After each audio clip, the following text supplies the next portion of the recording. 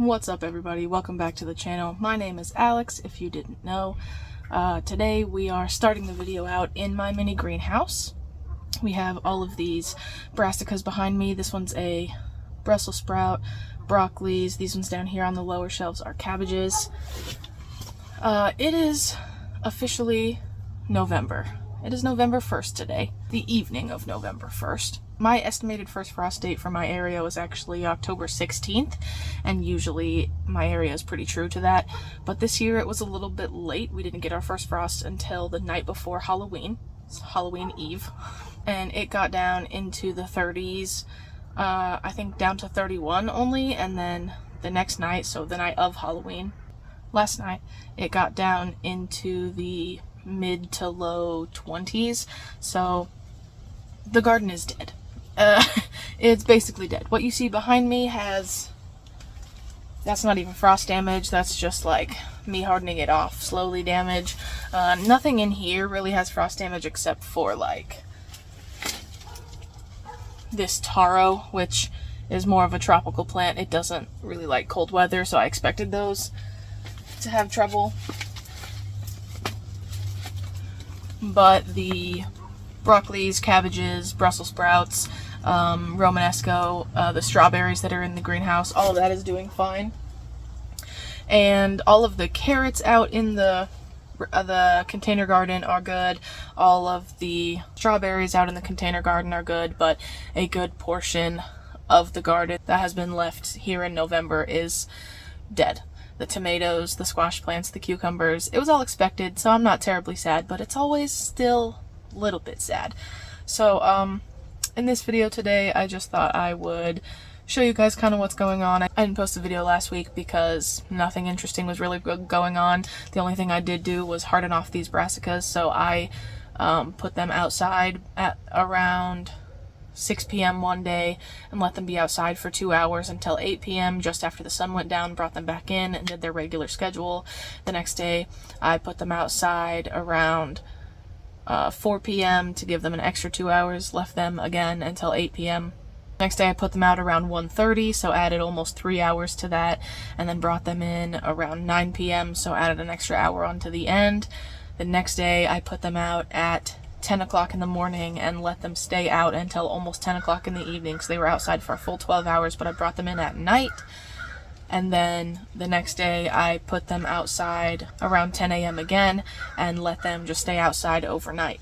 That was the day before the frost came, so the day the frost did come, I put them in this greenhouse overnight and closed it up so that they didn't have to deal with quite as harsh of temperatures. But I have been opening the greenhouse door during the day, and the days have only been around 40 degrees, so these plants are basically completely hardened off. I just don't have compost yet to put them in the garden. So that's an update on what these brassicas are doing and why they are now out in the greenhouse and not inside in the grow tent. I did not harden off any of the lettuce or anything like that. I will eventually, but that was already a lot of plants for me to individually have to carry from the inside of my house outside back and forth every day, so I was just going to slowly start adding the lettuce outside too. Other than that, I'm going to go ahead and show you the garden, how it looks right now and how everything is dead.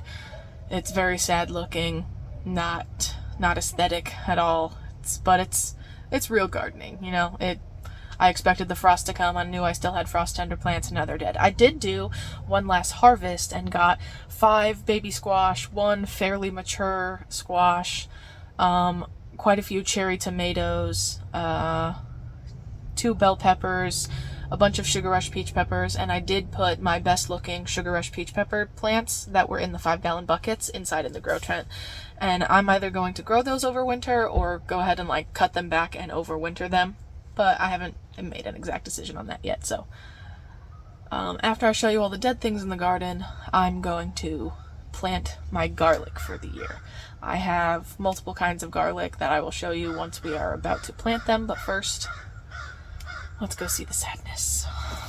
So immediately coming out of the greenhouse, you can already see that that chard is unhappy, that tomato is all fallen over and limp.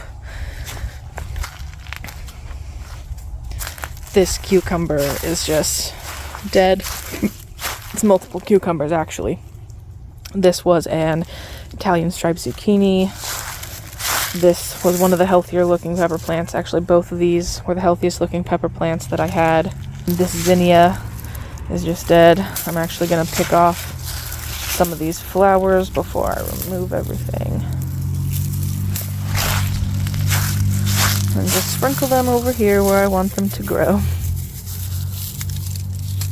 Oh, I guess I forgot 2 peppers on this Sugar Rush Peak plant, but that's dead now. Snapdragons are actually fairly frost hardy, even this dwarf variety, so those are doing okay.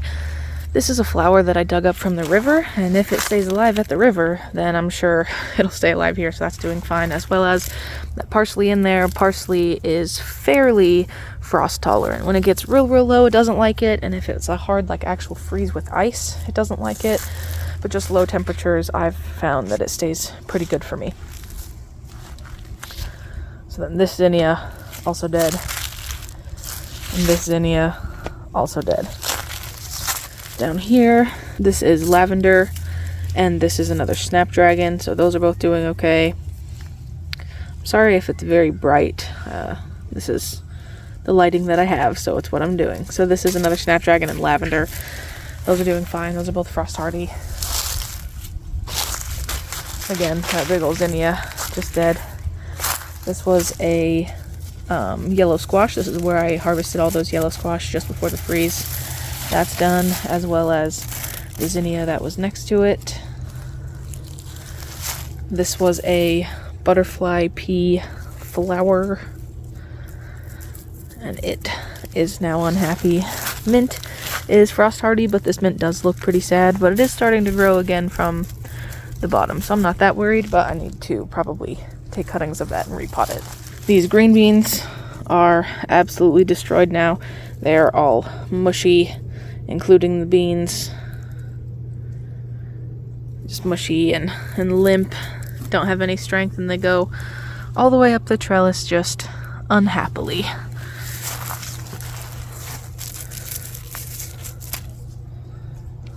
Here are some strawberries and some parsley, all of which seem to be doing fine. I can tell my friend Mr. Toad was here today because there is a hole from him right there. That's fine. He's welcome here. I like the toad. Some more strawberries. Those made it just fine. Here's a cucumber that was still on the vine. That's just... ew. It squirted out on me. It's just smushy now because it froze and reheated. Oh, it still smells like cucumber though. Some more strawberries. Again, doing fine. In this container is some oregano and parsley. And then this was it was just called large red cherry tomato, and it is just dead and sad. That kale is doing fine. Nix the bugs that have been chewing on it. There's some holes, but it is doing a lot better than it has been. One of them didn't do so well. The blue kale right here in the front isn't faring as well, but still doing okay. There wasn't anything in this container, wasn't anything in this container, and there's just new soil that's ready for me to plant in this container. Same with those two, nothing in there. I already showed you that chard is unhappy. I'll show you from the other side though for a better view. I know it's bright. In this container we just have carrots, and those are mostly doing fine. A few of the larger leaves are slightly unhappy just from how quickly the frost came, but they'll bounce back perfectly fine. It's just the larger leaves. They're doing good. These are basil. As you can tell, basil is not one for cold weather. It said, no, thank you. As soon as it got below 35 degrees, it was done for. So these next door are some more carrots. Again, all those are doing fine. The ones in the middle are smaller, but that's just because I seeded them after. I had some germination problems and reseeded them later, so those are just younger. Here is another container of carrots. It did have some basil plants in it. One right here, and one right here, another here. Obviously, those are unhappy and did bad. Here is another zinnia. These were the ones that I planted later, and I thought they were really pretty. They were kind of flat instead of round. I really like them. Italian oregano here in this container doing fine. Parsley, again, fine in this container. This pepper is so sad to me because for probably 4 months, maybe 5, it was doing terrible and it was root bound. I left it in a container too long, and then I planted it out and it did nothing for about 5 months. And then it just bounced back, gave me 4 large-ish bell peppers. It was doing really good, one of the best looking peppers in my garden, and then Frost was like, no bro, you can't have that. So the next few containers have tomatoes in them. Obviously, those did not fare. I did harvest a lot of green tomatoes off of these before the frost because I knew it was coming. I did leave a few. If they didn't have, these are a striped variety of tomato, so if they didn't have stripes already developed, I left them there. That one has a few stripes, but it was really small in comparison to the other ones. So I left a few green tomatoes on there, but I harvested most of them. And of course, these died not the night that I harvested, but the next night. There's nothing in this container. I removed that squash quite a while ago, maybe a few days. This was a basil, obviously unhappy. This is a bok choy that I thought died, but it's kind of still here, so I think it's gonna die, but we'll see. This is a Romanesco that I am surprised is still alive, because look how thin that stem is down at the bottom. Let me focus you guys. How thin that stem is down at the bottom. That's just, that, I don't know about that. But this Brussels sprout is doing fine. These outer leaves were a little bit droopy this morning and yesterday morning, but I think even if these outer leaves die, it'll bounce back just fine. It's pretty established here now. There was a tomato in this container also. Same, just dead, limp, sad greenery. And over here, we're back to a different shot of the chard. Chard can be frost hardy. I think it just can be like light frost hardy, so like maybe down to 32 degrees, but it's been in the mid 20s, so it's just not happy, as well as how quickly it came, because as you see, the middle ones, the younger leaves, are still kind of there, but I will chop all of this back and leave them just to see if they regrow. I've got kale here, a little bit limp, but mostly doing fine. This one is lacinato kale or dinosaur kale, and it is doing perfectly fine.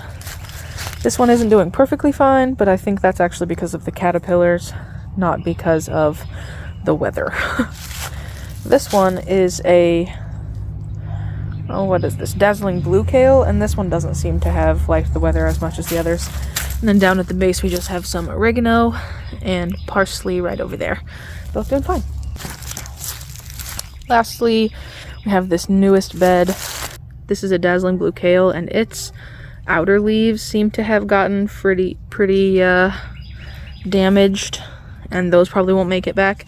But the middle is still okay, and the stem is still dense, so it's not squishy. It obviously didn't freeze too hard.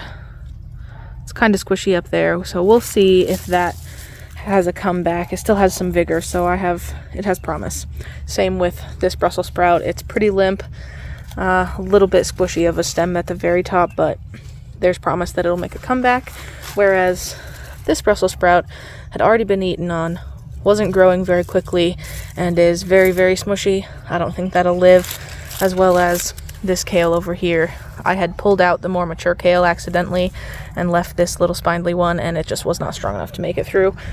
But the radishes, all except just a few leaves, the radishes and carrots are all doing fine.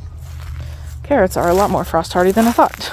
Okay, I've showed you all of the sad, dead things in the garden. Now let's get to doing something happy and planting the garlic that I will be harvesting in the summer of 2024.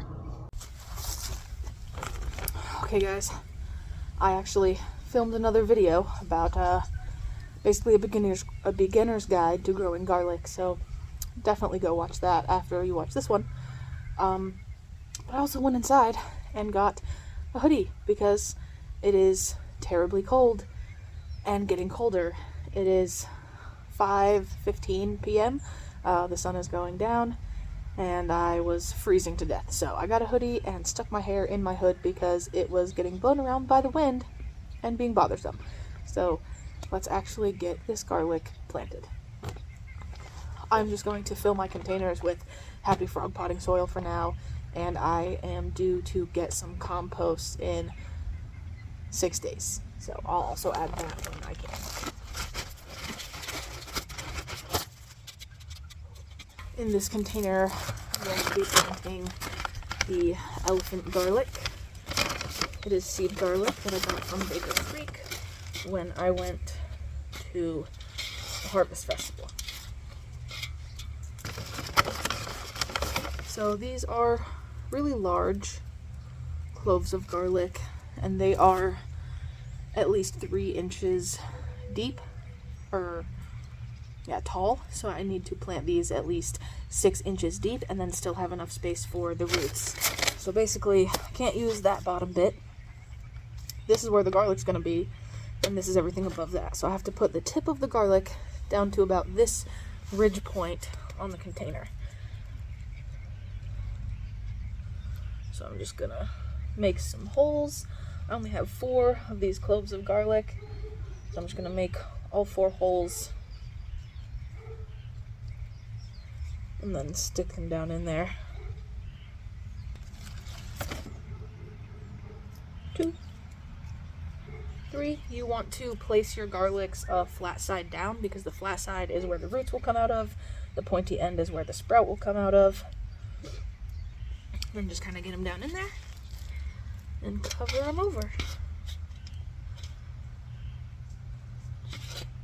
Now, like I said, these garlics aren't quite as deep as they should be. This much of this container is not filled right now, obviously.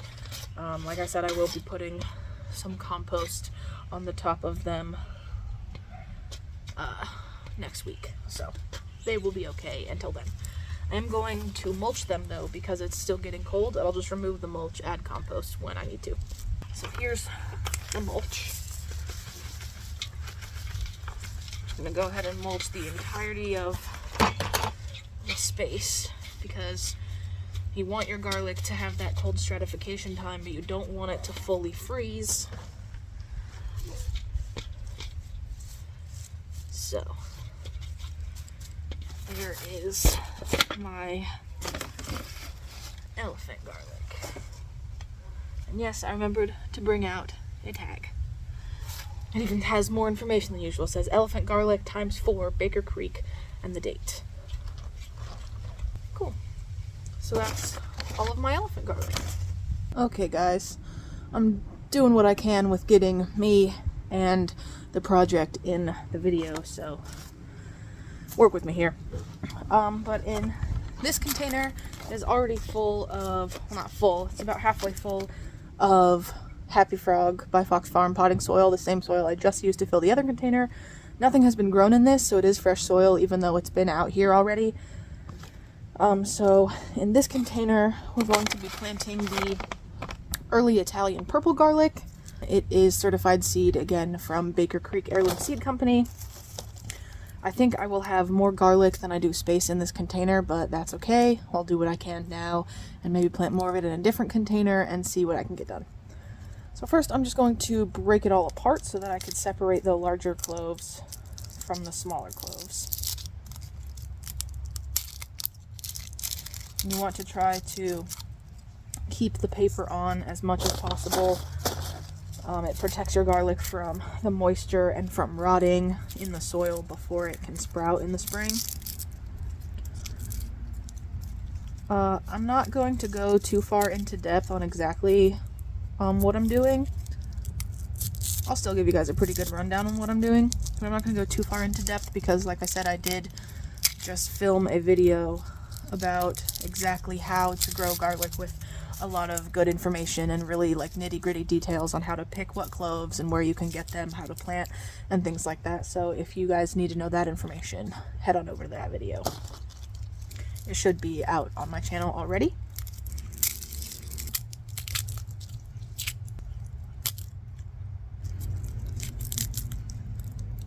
Maybe this isn't a hardneck garlic. Maybe this is a softneck garlic. I will look up and put somewhere in the video if this early Italian purple is a hard neck or a soft neck.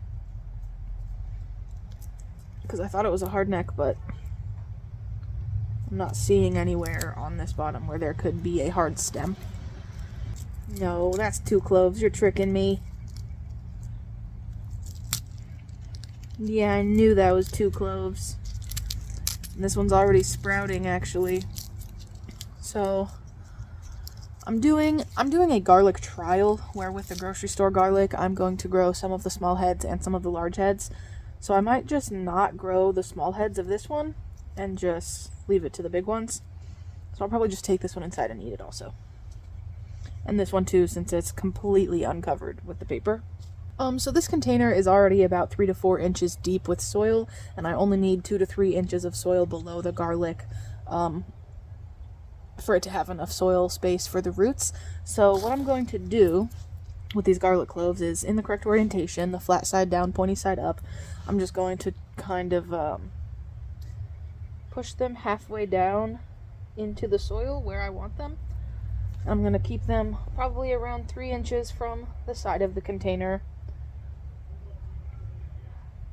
And then probably another 3 inches, no, another 4 inches probably before I put another garlic, because the more room you give them, the bigger potential they have, the more potential they have to grow bigger. So I'm going to fill out this container and get it buried.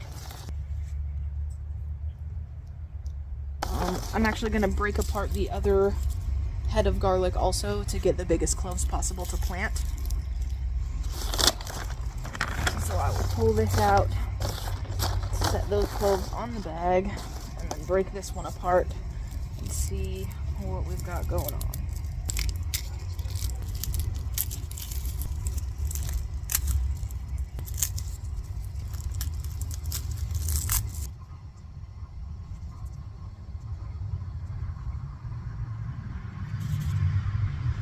So I actually got 10 cloves of garlic in here, and I think that's pretty good for the size container I'm doing, and it's about half of the cloves that I have, so hopefully I will have 2 containers of each type of garlic.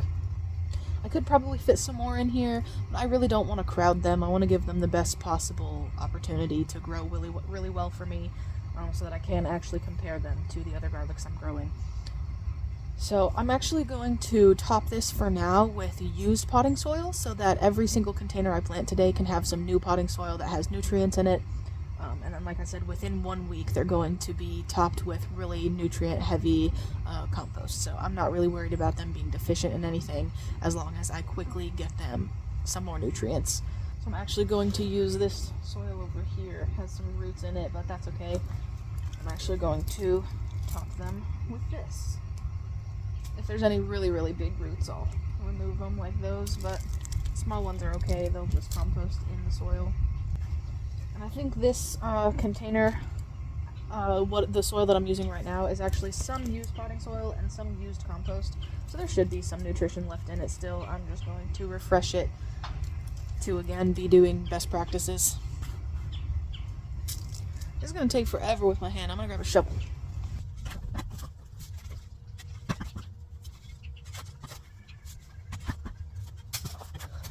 That should be good, and that also will leave a good amount of room for me to put mulch on it.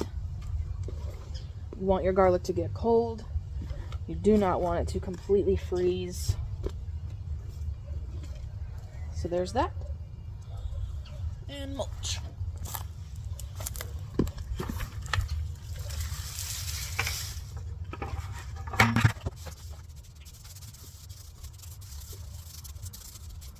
I pat it down because it deters the squirrels and cats from digging in it more than they're already going to. And make sure that the garlic has good contact with my soil. So, I'll grab all these.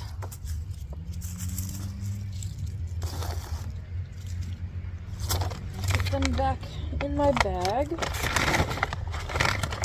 I already have a tag written up that says Early Italian Purple Garlic, Baker Creek, and the date.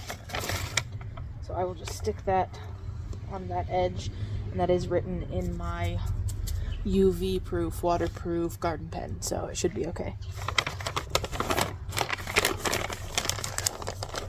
And I will leave that bag of garlic just there for now, and we will get going on our next variety. Okay, here we are at the next container. This one is actually going to be used soil, potting soil. On the bottom, all I grew in here was green beans, so it shouldn't be completely out of nutrients. And it is slightly more full than the container we just did, so I will plant the garlics a little bit deeper. And I'm going to pre-make the holes. And I assume I'll fit around 10 in here, just like I did with the other container.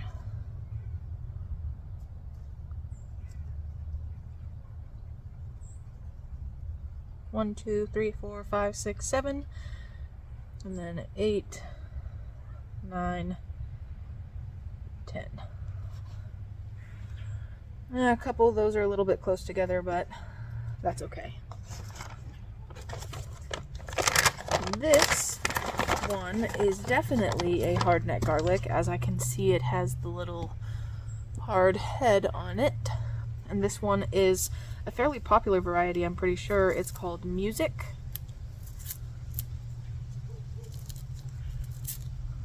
I don't even know if I'll get 10 cloves of this one from 2 heads. I'm going to do my best to not break the paper off. So we've got 1.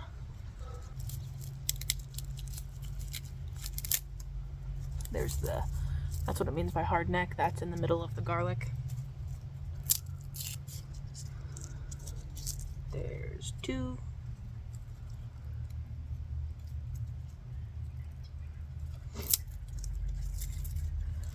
There's 3.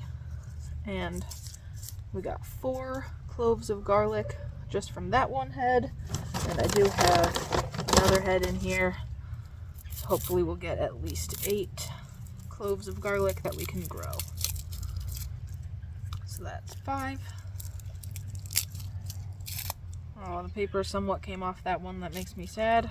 Oh, a little bit got chipped too. Oh, that one might not grow. Oh well, 6, 7, and since there's only 1 more, I will cover these holes in the middle and just do 1 center hole. So there's 8 cloves of the Music, and I have a tag pre-made for those as well. We're going to top this one with the new soil.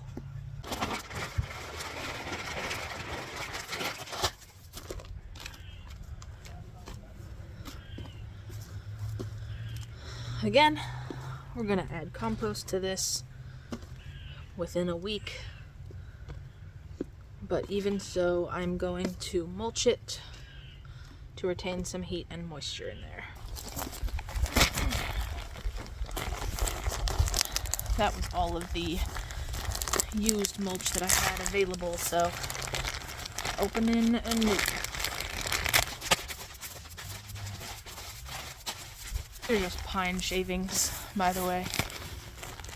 It's just the easiest thing that I can source to use for mulch without it being ridiculously expensive or difficult to get to my house or time consuming like leaves, and I don't like the look of leaves on my containers. Okay, and then here's the tag going in for the Music. This container has about the same amount in it as the last one we planted.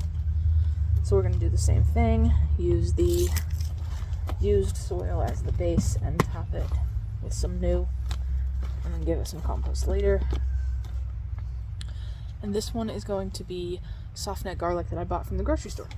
So this is 10 large cloves. I got a few small ones out of that, so I just set them aside. Let's do 10 holes.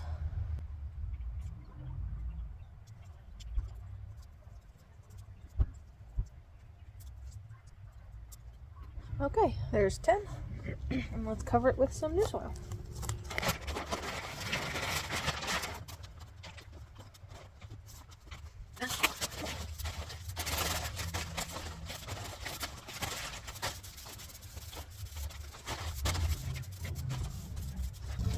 Here's the tag. We had one more container left that I wanted to put garlic in, and I wanted it to be the small grocery store garlic, like the smaller cloves of the grocery store garlic, just to have kind of a trial of if the smaller cloves actually do produce smaller heads.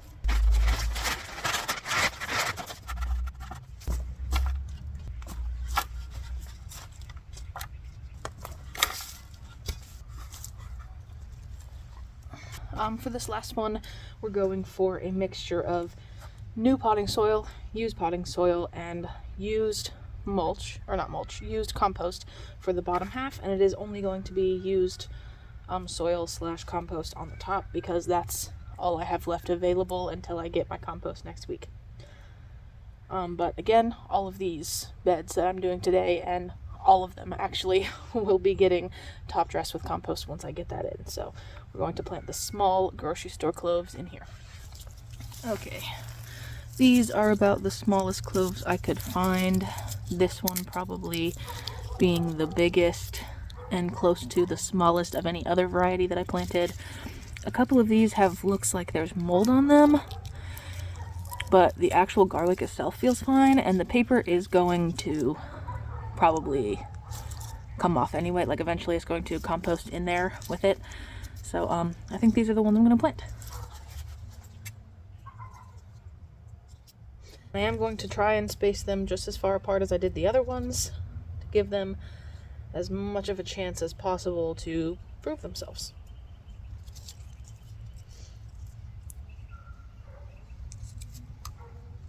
So those will be like that.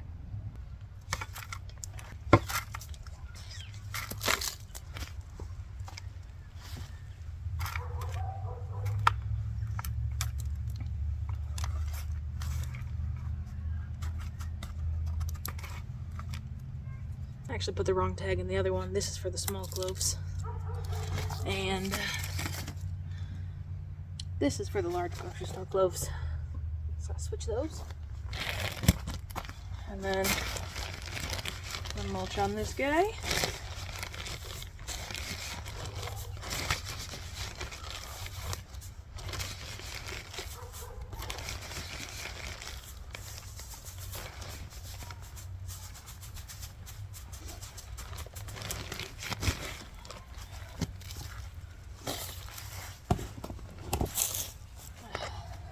Here we are ending off our evening in the garden. It is getting increasingly dark and increasingly cold outside. I'm sure it doesn't look too dark to you guys because my phone kind of auto fixes that for you, which is awesome for me. We got quite a bit done today. It doesn't necessarily feel like I got quite a bit done because there's not a lot of visual representation of what I did, rather the lack of. All of these strings are tied to the corner posts because I have removed all of the tomatoes, all of the squash and cucumbers.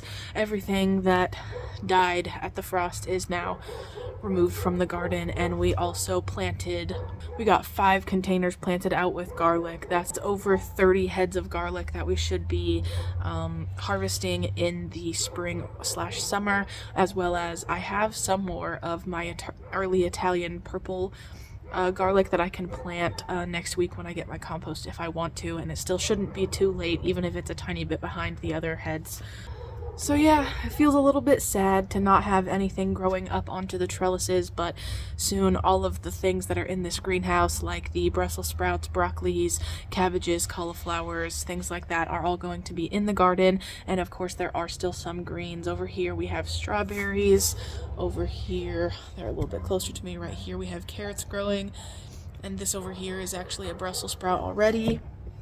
We also have the raised bed over here with radishes, carrots, kale. There's kale back behind me as well. So I'm trying to keep myself in high spirits because even though it is the end of this year's real typical garden season, it is not the end of this seasoning of gardening for me. So thank you guys so much for coming along with me, showing you what was going on in the greenhouse and looking at all these dead plants. And now there is no dead plants and we got some garlic in the ground. So I hope you guys had a wonderful Halloween, and I hope you guys have a wonderful first bit of November. Let me know down in the comments if you guys are growing a fall garden, if you have already started your garlic, or if you haven't started it yet. No, you should have already, because that's how I was today. I specifically set aside this time so that I could get out here and get this done, because I was really done procrastinating it. I didn't want to anymore. That's why I had to use some used soil.